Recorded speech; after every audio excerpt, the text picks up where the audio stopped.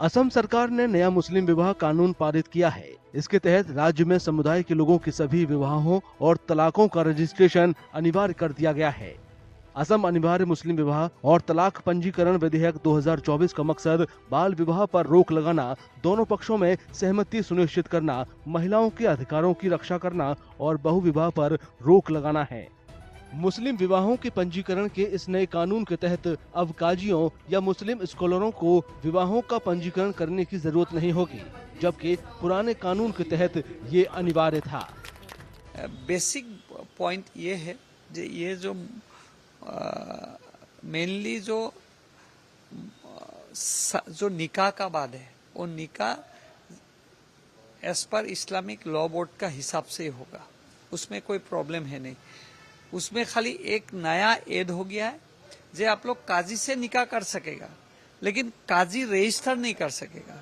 For registration आपको सब register में या ब्लॉक में ऐसा कुछ एक नियम उसमें डिटेल लॉ में आएंगे, वो आपको पता चल जाएगा।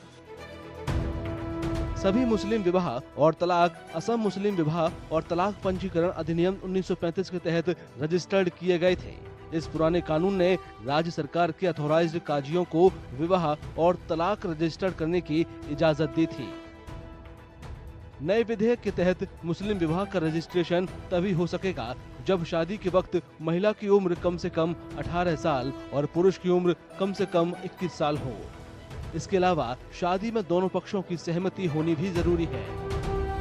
मेरे चिंता तो वो बात के है कि कैसे वो लोग जो सरकारी पदाधिकारी उनके पास जाएगा, लेकिन कानून में जो व्यवस्था लिया गया उसमें मुझे कहने का कुछ नहीं है, लेकिन ये सब रजिस्टर तक सरकारी पदाधिकारी तक जाना, क्योंकि एक ब्लॉक में एक ही कोई ऐसा भी ब्लॉक है जिसमें कोई रजिस्टर नहीं है, तो ये मुश्किल होगा गरीब लोग के लिए, अनपढ़ लोग के लिए, जो इकोनॉमिकली वीक है उनके लिए मुश्किल होगा, ये मेरा कहना है। हालांकि काजियों की तरफ से कराई गई मुस्लिम शादियों के सभी पिछले रजिस्ट्रेशन वैध रहेंगे।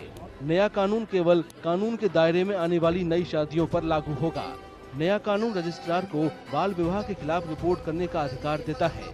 दूसरी ओर पुराने कानून में कम उम्र में विवाह के खिलाफ कोई कानूनी कार्रवाई का प्रावधान नहीं था। अक्सर